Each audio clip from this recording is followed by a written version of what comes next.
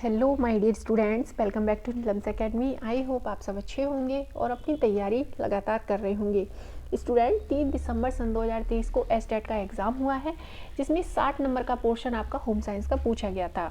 अब official answer की आ गई है, तो ऑफिशियल आंसर की के अनुसार आयोग ने किस किस क्वेश्चंस का कौन कौन सा आंसर सही माना है, तो उस पर हम चर्चा करने वाले हैं।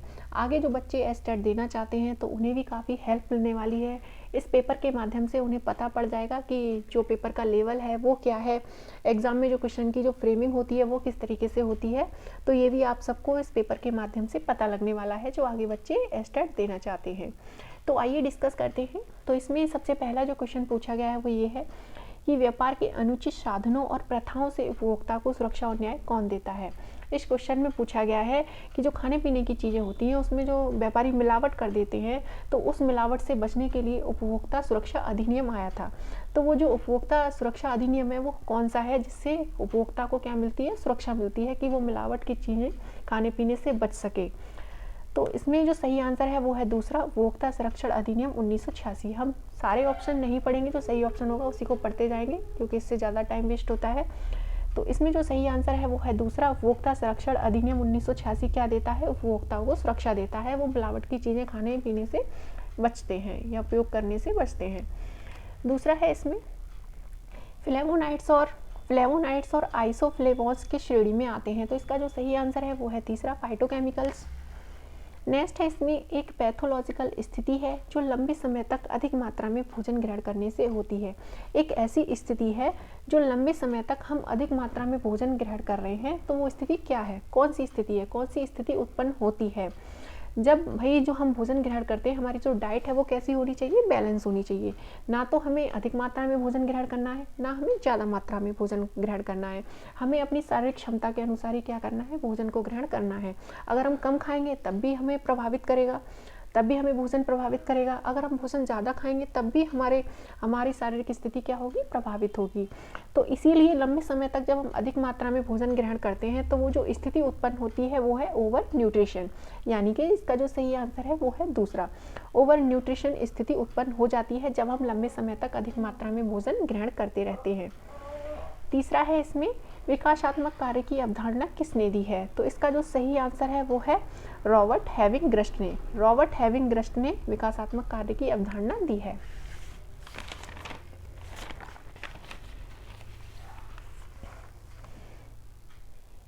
नेक्स्ट है इसमें किसी संक्रामक रोग के प्रति एंटीजन के अत्यधिक संपर्क में आने से एंटीबॉडी के विकास के परिणाम स्वरूप क्या होता है। तो इसका जो सही आंसर है वो है दूसरा, सक्रिय प्रतिरक्षा। नेक्स्ट है इसमें सेवा योजना और उन्नयन क्रमशः किस पैमाने पर तैयार किया जाता है। तो इसका जो सही आंसर है वो है पहला, 1:50, 1:200। तीसरा है अपशिष्ट प्रबंधन में 3R का क्या मतलब है। जो बेस्ट मटेरियल होता है उसमें जो उसका जब हम उपयोग करते हैं दोबारा से, तो उसमें 3R का प्रयोग होता है। तो वो 3R क्या कहलाते हैं। तो इसका जो सही आंसर है वो है दूसरा, रिड्यूस, रीयूज और रिसाइकल। इनके माध्यम से हम क्या करते हैं, अपशिष्ट जो हमारा बेस्ट मटेरियल है उसका दोबारा से प्रयोग कर सकते हैं। तीसरा है इसमें उपभोक्ताओं को जिन समस्याओं का सामना करना पड़ता है वो समस्याएं कौन कौन सी हैं। तो इसमें सबसे पहला है माल में मिलावट। बिल्कुल सही बात है, ऐसा नहीं है कि हम कोई सामान ले रहे हैं तो उसमें मिलावट नहीं है, बहुत कम ही देखने को मिलता है कि हमें शुद्ध सामान मिल रहा है। दूसरा है इसमें डुप्लीकेट और दोषपूर्ण सामानों की आपूर्ति। जो हम सामान खरीद रहे हैं वो डुप्लीकेट हो सकता है, चाहे वो खाने पीने की चीज़ें हो, चाहे पहनने की चीज़ें हो, तो वो चीज़ें डुप्लीकेट हो सकती हैं। उन चीज़ों में दोषपूर्ण स्थिति भी देखने को मिल सकती है। तीसरा है कीमतों में विभिन्नता, कीमतों में अंतर भी देखने को मिल सकता है। कोई चीज़ आपको यहाँ पर अलग रेट की देखने को मिल जाएगी और वही चीज़ आपको बाहर जा करके अलग रेट की देखने को मिल जाएगी। तो कीमतों में अंतर भी देखने को मिलता है। तो उपभोक्ताओं को इन सारी समस्याओं का सामना करना पड़ता है। तो इसका जो सही आंसर है वो है चौथा, उपरोक्त सभी।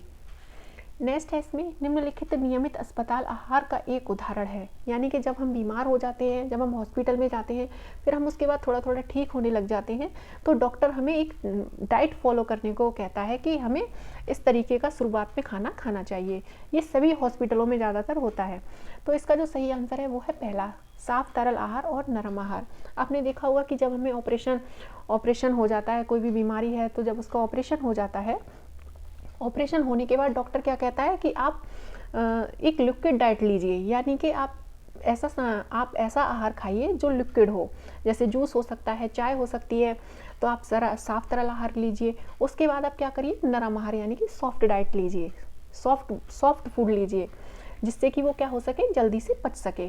तो ये ज़्यादातर सभी हॉस्पिटलों में आपको देखने को मिल जाएगा। तो साफ तरल आहार और नरम आहार लेने की ज़्यादातर सभी अस्पतालों में डॉक्टर लोग क्या करते हैं, सलाह देते हैं। नेक्स्ट है इसमें, एक संतुलित आहार में निम्नलिखित में से क्या शामिल होता है, यानी कि एक संतुलित आहार है तो उसमें क्या क्या शामिल होना चाहिए। पहला है इसमें विभिन्न प्रकार के भोजन जो ऊर्जा की आवश्यकता को पूरा करते हो। बिल्कुल सही बात है, हमारा भोजन कैसा होना चाहिए, ऊर्जा युक्त होना चाहिए, यानी कि एनर्जी से भरपूर होना चाहिए। दूसरा है ऐसा भोजन जिसमें प्रोटीन, विटामिन और मिनरल्स पर्याप्त मात्रा में हो। बिल्कुल सही बात है, ये सारे हमारे लिए ज़रूरी हैं। प्रोटीन, विटामिन हो या मिनरल्स हो, तो ये सभी हमारे भोजन में होने चाहिए। नेक्स्ट है इसमें हमारी मनोवैज्ञानिक और सामाजिक आवश्यकताओं की पूर्ति करने वाला भोजन होना चाहिए। बिल्कुल सही बात है, हमारा भोजन ऐसा होना चाहिए जिसे खा करके हमें क्या हो, मानसिक संतुष्टि मिल सके। सामाजिक आवश्यकताओं की भी पूर्ति करता हो, जैसे कि हम लोग किसी के यहाँ मिलने जाते हैं तो वो हमें कुछ ना कुछ खाने को वही देते हैं, चाय हो गया, नाश्ता हो गया, यानी कि ये भोजन भी दे सकते हैं। फिर उसके बाद या वो लोग हमारे यहाँ आते हैं तो हम भी उन्हें चाय नाश्ता देते हैं। तो इसीलिए ये गेट टुगेदर करने का भी भोजन क्या है, एक तरीका है, यानी कि गेट टुगेदर भी हम भोजन के माध्यम से करते हैं। तो इसीलिए ये सामाजिक आवश्यकताओं की पूर्ति भी करता है। तो इसका जो सही आंसर है वो है चौथा, उपरोक्त सभी।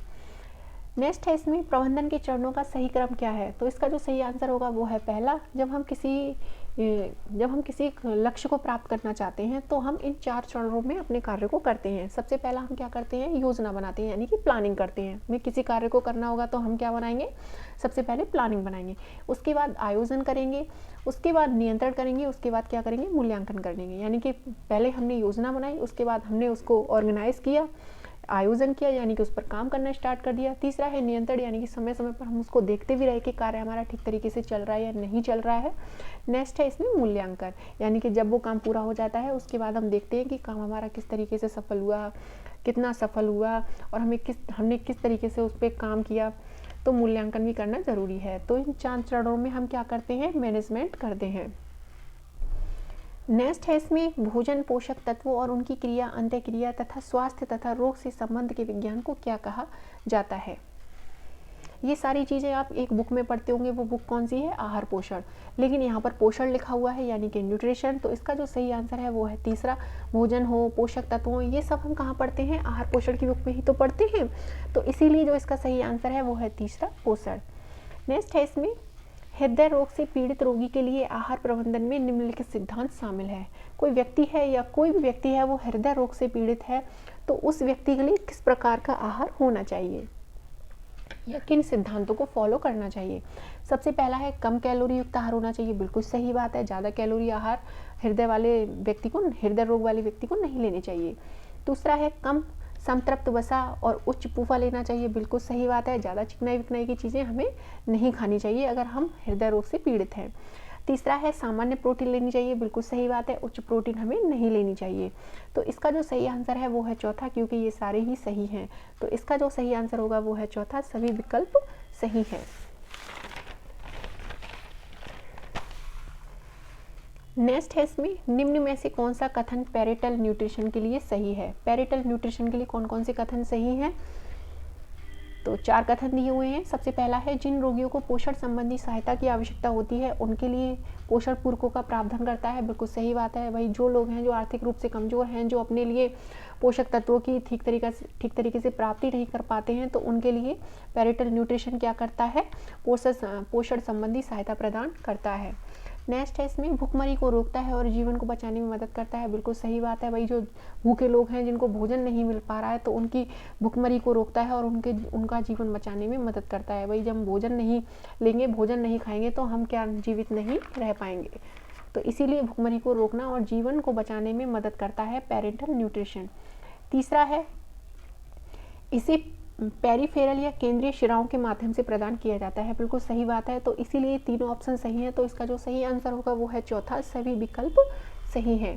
नेक्स्ट है इसमें वह फाइबर जो खनिज मूल का है। तो इसका जो सही आंसर है वो है पहला, एस्बेस्टॉस।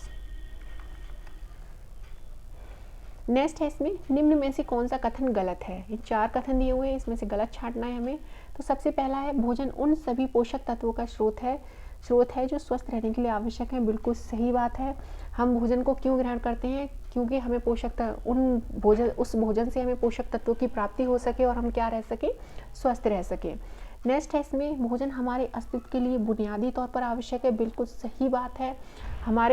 हमारे लिए भोजन बहुत ज़्यादा आवश्यक है क्योंकि यह भूख को संतुष्ट करता है। बिल्कुल सही बात है। जब हमें भूख लगती है तो हम खाने पीने की चीज़ें ढूंढने लगते हैं, वही किसी तरीके से हमारी भूख शांत हो जाए, तो इसीलिए भूख संतुष्ट करने का तरीका है। भोजन के पोषक तत्वों में व्यापक अंतर होता है। बिल्कुल सही बात है। कार्बोहाइड्रेट हो, प्रोटीन हो, फैट हो, इन सभी में क्या होता है, व्यापक अंतर देखने को मिलता है। क्योंकि किसी में कितनी कैलोरी होती है, किसी में कितनी कैलोरी होती है, या कोई पोषक तत्व अपने अपने तरीके से हमारे शरीर में कार्य करता है। तो इसीलिए भोजन के पोषक तत्वों में व्यापक अंतर देखने को मिलता है। इसमें जो गलत होगा वो है पोषण का तात्पर्य भोजन की सजावट से है। ये हमारे लिए ज़रूरी नहीं है कि थाली में एक टिप टॉप सा भोजन सज करके आए, तो वो हमारे लिए ज़रूरी नहीं है, लेकिन ये 3 हमारे लिए बहुत ज़्यादा ज़रूरी है। तो इसीलिए गलत पूछा था, तो इसका सही आंसर होगा चौथा, पोषण का तात्पर्य है भोजन की सजावट से है। नेक्स्ट है इसमें निम्नलिखित में से कौन सा पानी में घुलनशील विटामिन है। पानी में घुलनशील विटामिन होते हैं 2, बी और सी। तो इसका जो सही आंसर होगा वो है पहला, थायमीन। थायमीन क्या है, B1 का रूप है, या B1 का साइंटिफिक नेम है। नेक्स्ट है इसमें चिंतनशील सोच की क्षमता किस उम्र के बीच उभरती है। तो इसका जो सही आंसर है वो है 20 से 25 साल। 20 से 25 साल की उम्र में चिंतनशील सोच की क्षमता क्या करती है, उभरती है। नेक्स्ट है निम्न में से कौन सा कथन गलत है। 4 कथन दिए हुए हैं, उसमें से हमें गलत छांटना है। तो सबसे पहला है दोनों हाथों का एक साथ उपयोग करें। बिल्कुल सही बात है। किसी भी काम को हम कर रहे हैं तो हमें दोनों हाथों का उपयोग करना चाहिए। नेक्स्ट है इसमें काम करते समय शारीरिक यांत्रिक का पालन करना चाहिए। बिल्कुल सही बात है। हमें अपने हाथों का प्रयोग किस तरीके से करना है, जो हमारी शारीरिक मांसपेशियां हैं, छोटी मांसपेशियां, बड़ी मांसपेशियां, उनका प्रयोग हमें सही तरीके से करना चाहिए। नेक्स्ट है इसमें लयबद्ध गति का प्रयोग करने से बचें। ये गलत है। हमें किसी भी कार्य को करना है तो हमारा कार्य कैसा होना चाहिए, लयबद्ध गति में होना चाहिए, यानी कि छोटे काम फिर बड़े काम, तो लयबद्ध गति के साथ हमें अपने कार्यों को पूरा करना चाहिए। तो इसका जो सही आंसर है वो है तीसरा। नेक्स्ट क्वेश्चन है पुष्प सज्जा की ईकेवाना शैली किन 3 सिद्धांतों पर आधारित है। तो इसमें जो सही आंसर है वो है पहला, स्वर्ग, मनुष्य और पृथ्वी। नेक्स्ट है इसमें कार्य सरलीकरण का तात्पर्य निम्नलिखित में से क्या होता है। कार्य सरलीकरण का क्या होता है, किसी भी कार्य को सरल से सरल तरीके से पूरा करना। तो इसमें 4 कथन दिए हुए हैं। सबसे पहला है कार्य करने के सरल व आसान तरीकों का प्रयोग करें। बिल्कुल सही बात है। हम किसी भी कार्य को कर रहे हैं तो हमें जो तरीका खोजना चाहिए वो कौन सा खोजना चाहिए, सरल और आसान तरीके से हमें अपने कार्यों को पूरा करना चाहिए। दूसरा है निर्धारित समय के भीतर अधिकतम कार्य को पूरा करना। बिल्कुल सही बात है। अगर 1 घंटे का काम है तो 1 घंटे में ही हमें उस कार्य को पूरा करना चाहिए। अगर 2 घंटे में कर रहे हैं तो वो हमारे लिए सही नहीं है, या वो कार्य सरलीकरण का हिस्सा नहीं है। तीसरा है किसी कार्य को पूरा करने के लिए न्यूनतम समय और ऊर्जा खर्च करनी चाहिए। बिल्कुल सही बात है। अगर हम 1 घंटे का काम कर रहे हैं तो 1 घंटा ही उस कार्य में हमें अपना समय देना चाहिए। कम से कम ऊर्जा खर्च करनी चाहिए। ऐसा नहीं है कि एक कार्य को करने में ही हमने अपनी सारी ऊर्जा खर्च कर दी, फिर दूसरा काम हम ठीक प्रकार से नहीं कर पाएंगे या बिल्कुल ही नहीं कर पाएंगे उस काम को। तो इसीलिए जो कार्य सरलीकरण होता है वो इसीलिए बनाया गया है कि कम से कम समय में कम से कम संसाधन का प्रयोग करते हुए, कम से कम ऊर्जा खर्च करते हुए हमें अपने कार्यों का क्या करना है, कार्यों को करना है। नेक्स्ट है इसमें दोनों टाइप 1 टाइप 2 मधुमेह के पोषण चिकित्सा का लक्ष्य क्या होता है। तो इसमें पहला है उचित पोषण बनाए रखना। बिल्कुल सही बात है। अगर हमें डायबिटीज़ हो गई है तो हमारे शरीर में उचित पोषण बनाए रखना चाहिए हमें। दूसरा है कुल कैलोरी का सेवन करना चाहिए। बिल्कुल सही बात है। जितनी कैलोरी हमारे शरीर के लिए आवश्यक है उतनी हमें लेनी चाहिए। तीसरा है पूरे दिन कैलोरी का वितरण करना चाहिए। बिल्कुल सही बात है कि पूरे दिन में हमें कितनी कितनी कैलोरी लेनी है। ऐसा नहीं है कि एक समय में ही पूरी कैलोरी हम लेकर के बैठ गई, यानी कि सुबह हमने खाना खाया तो पेट भर के हमने खा लिया, बहुत ज़्यादा पेट भर के खा लिया, तो ऐसा नहीं हमें करना है। हमें पूरे दिन की कैलोरी का वितरण रखना है कि हमें सुबह ये खाना है, दोपहर में ये खाना है, शाम को ये खाना है, तब जा कर के हमारी जो पूरे दिन की कैलोरी है उसका वितरण हो पाएगा। तो इसका जो सही आंसर है वो है चौथा, सभी विकल्प सही हैं।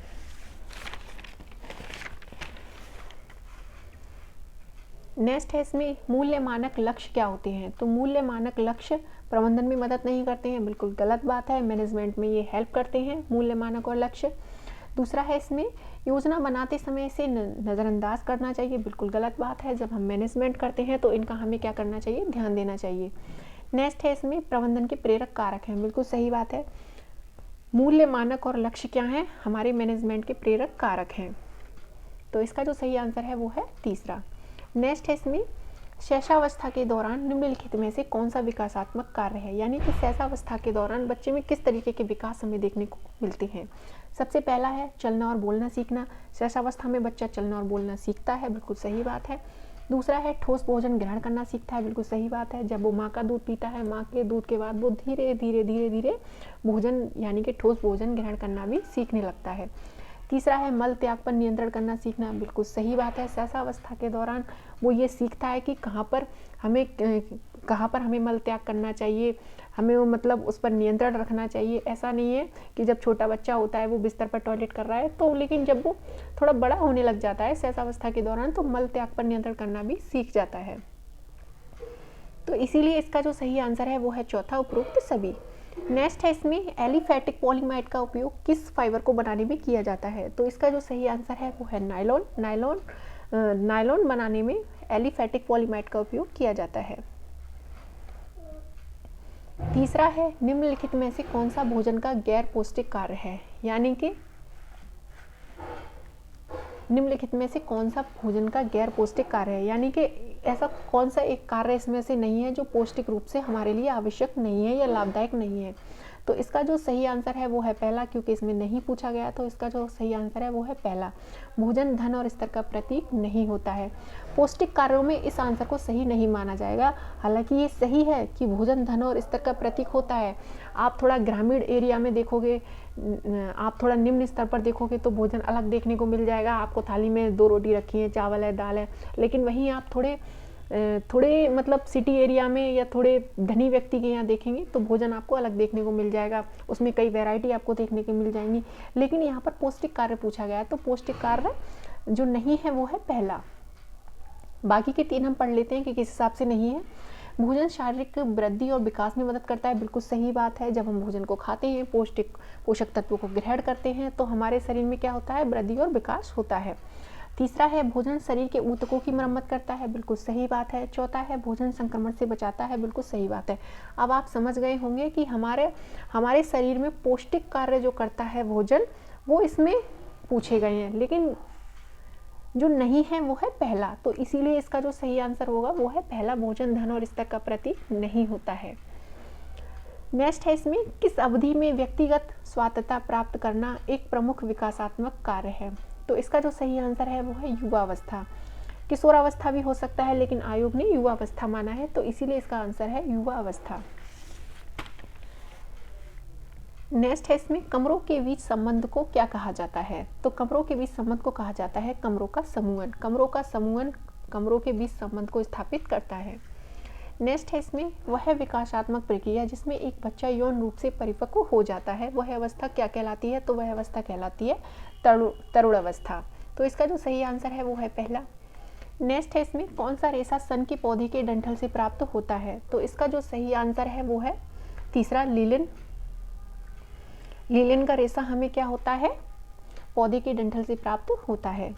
नेक्स्ट है इसमें शरीर के अंगों के साथ साथ समग्र संरचना और वजन में परिवर्तन करना क्या कहलाता है। तो इसका जो सही आंसर है वो है वृद्धि। हमारी लंबाई में, हमारे वजन में परिवर्तन देखने को मिल रहा है, यानी कि हमारे समग्र शारीरिक संरचना में परिवर्तन देखने को मिल रहा है, तो उसको हम क्या कहते हैं, तो उसको हम वृद्धि कहते हैं।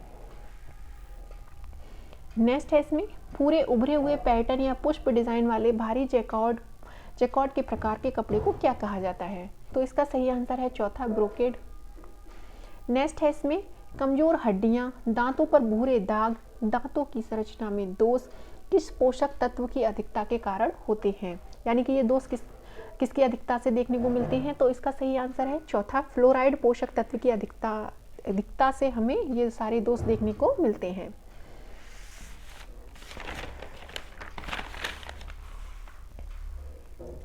नेक्स्ट है इसमें आरडीए का पूर्ण रूप क्या है? तो इसका जो सही आंसर है वो है दूसरा, रेकमेंडेड डाइटरी अलाउंस, यानी कि इसकी फुल फॉर्म पूछी गई है आरडीए की।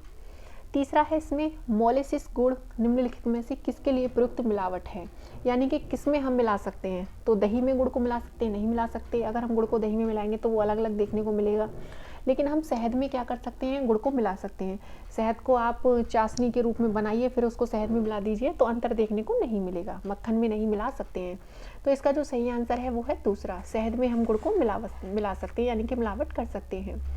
तीसरा है समय का कोई स्वतंत्र अस्तित्व नहीं है, बिल्कुल सही बात है।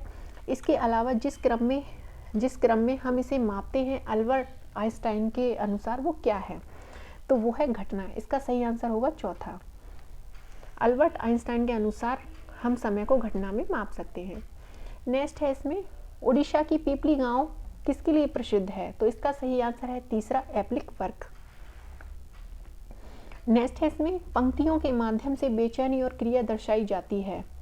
तो इसका सही आंसर है चौथा, विकर्ण रेखाओं के माध्यम से बेचैनी और क्रियाओं को दर्शाया जाता है, यानी कि क्रिया को दर्शाया जाता है। नेक्स्ट है इसमें भोजन योजना बनाते समय निम्नलिखित में से कौन से कारक महत्वपूर्ण होते हैं? यानी कि जब आप फूड प्लानिंग करते हैं तो हमारे लिए क्या क्या चीज़ें इंपॉर्टेंट है, किस पर हमें ध्यान देना चाहिए फूड प्लानिंग करते समय? सबसे पहला है पारिवारिक संरचना और परंपरा पर ध्यान देना चाहिए। बिल्कुल सही बात है, परिवार में कितने लोग हैं इस बात को ध्यान में रख करके फूड प्लानिंग करनी चाहिए। पता पड़ी कि 4 लोग हैं तो 7 लोगों का खाना बना लिया, 5 लोग हैं तो 3 लोगों का खाना बना लिया। तो इस बात का हमें ध्यान रखना चाहिए कि परिवार में कितने लोग हैं। परिवार की परंपरा को भी ध्यान में रखना चाहिए। राजस्थान में राजस्थानी खाना बहुत फेमस है, बिहार में बिहारी खाना बहुत फेमस है, तो इसीलिए हमें हमारी परंपराओं का भी ध्यान रखना चाहिए फूड प्लानिंग करते समय। दूसरा है भोजन की लागत और उपलब्धता को भी ध्यान में रखना चाहिए। बिल्कुल सही बात है, हम जो भोजन बना रहे हैं वो हमारी लागत में यानी कि हमारे बजट में है या नहीं है। पता पड़ी कि हमने जो भोजन बनाया है उसकी जो हम सामग्री लाए हैं वो बहुत ज़्यादा महंगी है, वो हमारे बजट में नहीं आ रही है। तो इसीलिए फूड प्लानिंग करते समय भोजन में क्या क्या लागत लगेगी और क्या क्या उपलब्धता, जो हम भोजन बना रहे हैं उसकी जो सामग्री है वो हमारे पास उपलब्ध है या नहीं है, उसका भी हमें ध्यान रखना चाहिए। तीसरा है व्यवसाय और जीवन शैली को भी ध्यान में रखना चाहिए। ग्रामीण जीवन शैली अलग होती है, थोड़ी शहरी जीवन शैली अलग होती है, तो इसीलिए व्यवसाय और जीवन शैली को भी ध्यान में रखकर फूड प्लानिंग करनी चाहिए। तो इसका ये तीनों ही सही है, तो इसीलिए इसका सही आंसर होगा चौथा, उपरोक्त सभी। नेक्स्ट है इसमें प्रत्येक खाद्य समूह के लिए अनुशंसित सेवन को दर्शाने के लिए खंडों में विभाजित खाद्य समूह की दृश्य मार्गदर्शिका को क्या कहा जाता है? तो इसका सही आंसर है फूड पिरामिड। नेक्स्ट है इसमें शरीर की प्रमुख संरचना एवं अंगों का उद्भव किस अवस्था में होता है? तो इसका सही आंसर है भ्रूण अवस्था में शरीर की प्रमुख संरचना और अंगों का उद्भव होता है। नेक्स्ट है इसमें ऊर्जा का अर्थ है किसी व्यक्ति की करने की क्षमता। ऊर्जा का अर्थ क्या होता है? शारीरिक और मानसिक कार्य करने की क्षमता। भाई जब हमारे अंदर ऊर्जा होगी तभी तो हम शारीरिक कार्यों को कर पाएंगे, तभी तो हम मानसिक कार्यों को कर पाएंगे। भाई जब हमें मानसिक थकान होगी तो हम पढ़ नहीं पाएंगे, जब हम कुछ खा लेंगे पी लेंगे तब हमें ऊर्जा मिलने लग जाएगी, तो हम मानसिक कार्यों को भी करने लगेंगे और शारीरिक कार्यों को भी करने लगेंगे। तो इसीलिए ऊर्जा का अर्थ होता है शारीरिक और मानसिक कार्य दोनों करना। नेक्स्ट है इसमें जब हड्डियां कई टुकड़ों में टूट जाती हैं और कोमल ऊतक भी गंभीर रूप से क्षतिग्रस्त हो जाते हैं तो उसे हम क्या कहते हैं? तो उसे हम कहते हैं जटिल फ्रैक्चर। तो इसका सही आंसर है पहला, जटिल फ्रैक्चर। नेक्स्ट है इसमें मोहेर में बहुत अच्छी प्रतिरोध शक्ति होती है और इसकी उच्च होती है। क्या उच्च होती है? सबसे पहला है चमक, मोहेर में चमक अच्छी होती है, लचीलापन अच्छा होता है, अन्य धागों के प्रति अनुकूलनशीलता भी देखने को मिल जाती है। तो ये तीनों सही है, इसीलिए इसका आंसर है चौथा, उपरोक्त सभी।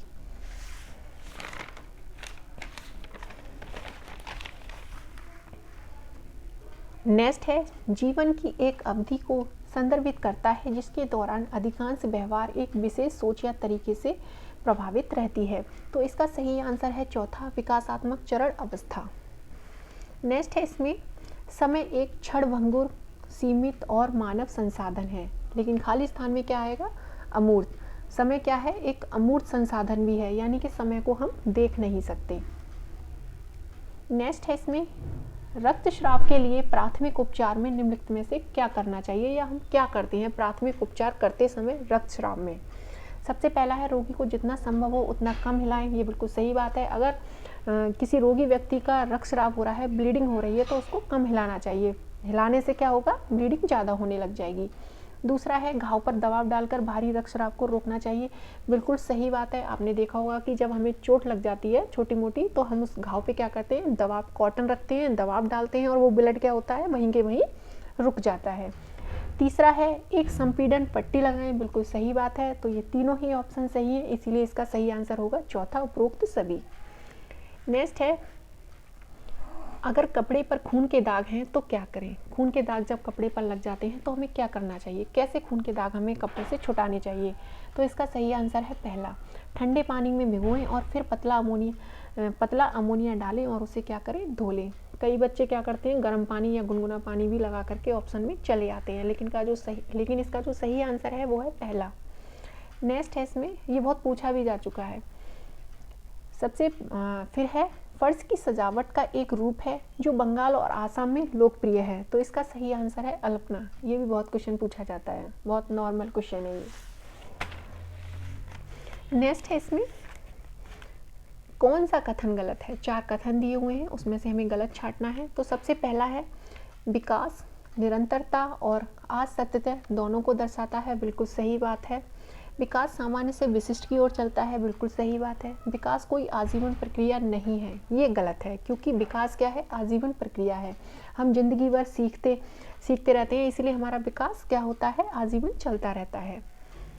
वृद्धि रुक जाती है, लेकिन विकास क्या होता है, जीवन भर चलता रहता है।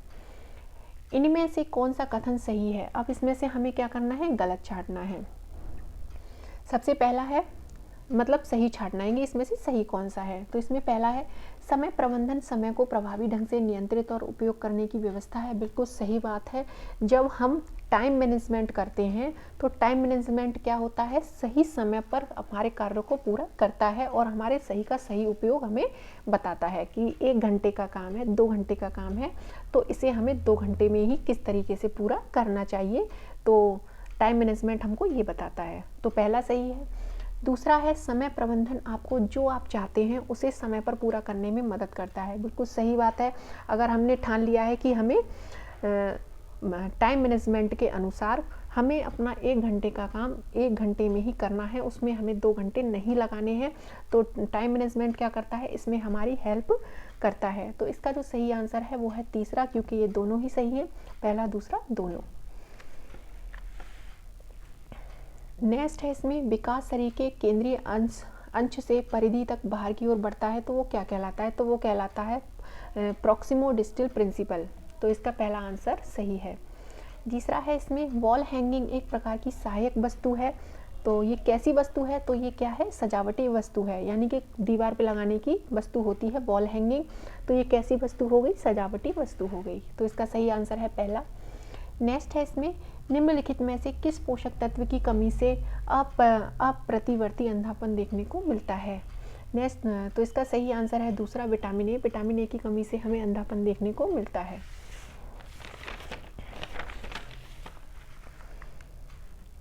नेक्स्ट है इसमें भारत के डबल इकत रेशमी कपड़े क्या कहलाते हैं। तो इसका सही आंसर है दूसरा, पटोला। नेक्स्ट है इसमें थायमीन, नियासिन, फोलेट और विटामिन B6 मदद करते हैं। ये सारे विटामिन हैं, ये किस में मदद करते हैं। तो पहला दिया हुआ है हड्डियों के स्वास्थ्य के रखरखाव में हेल्प करते हैं, प्रतिरक्षा के विकास में हेल्प करते हैं। तीसरा है इसमें ऊर्जा चयापचय में ये हेल्प करते हैं, लेकिन इसका सही आंसर है चौथा, पहला और तीसरा दोनों। हड्डियों में भी, हड्डियों के स्वास्थ्य के रखरखाव में भी ये हेल्प करते हैं और ऊर्जा चयापचय में भी हेल्प करते हैं। तो इसका सही आंसर होगा चौथा। नेक्स्ट है निम्नलिखित में से किस विधि से कॉटन फाइबर को स्थायी रूप से मजबूत किया जा सकता है, यानी कि वो स्थायी रूप से मजबूत रहे। तो कौन सी प्रक्रिया की जाती है? तो इसका जो सही आंसर है वो है तीसरा, मर्सराइजेशन और अमोनिएटिंग की प्रक्रिया की जाती है कॉटन फाइबर को स्थायी रूप से मजबूत करने के लिए। इसका सही आंसर है तीसरा। नेक्स्ट है इसमें वेरी वेरी किसकी कमी से होता है? तो इसका सही आंसर है दूसरा, थायमीन। थायमीन की कमी से वेरी वेरी नामक रोग हो जाता है। नेक्स्ट है मानव मशीन प्रणाली को अधिक कुशल और सुरक्षित बनाने के लिए मनुष्य, मशीन और उसके पर्यावरण के बीच संबंधों के वैज्ञानिक अध्ययन को क्या कहा जाता है? इसका सही आंसर है दूसरा, अर्गोनॉमिक्स। नेक्स्ट है इसमें आखिरी क्वेश्चन है ये, 91 से लेकर के 150 तक जो क्वेश्चन पूछे गए हैं वो होम साइंस के पूछे गए हैं, यानी कि 60 क्वेश्चन। तो आखिरी जो आंसर है, आखिरी जो क्वेश्चन है वो ये है, यह कढ़ाई का एक रूप है जिसमें घने रेशम की कढ़ाई डॉर्न सिलाई का उपयोग करके की जाती है। तो इसका सही आंसर है दूसरा, यानी कि फुलकारी। तो आई होप एस्टेट का पेपर आपको अच्छे से समझ आया होगा कि होम साइंस का लेवल इस तरीके से एस्टेट में पूछा जाता है। आगे की आप तैयारी करें तो इस तरीके का ही लेवल देख करके, इस तरीके के क्वेश्चन की फ्रेमिंग देख कर ही तैयारी करें। तो उम्मीद करते हैं कि आपको अच्छा लगा होगा वीडियो। तो वीडियो को लाइक शेयर करना ना भूलें अगर आपको वीडियो अच्छा लगा हो, और होम साइंस पढ़ने के लिए नीलम्स एकेडमी को जरूर सब्सक्राइब कर लें। नेक्स्ट वीडियो आपको जल्द प्रोवाइड करा दिया जाएगा। तब तक के लिए खुश रहें, मस्त रहें, लगातार अपनी तैयारी करते रहें। Thank you students.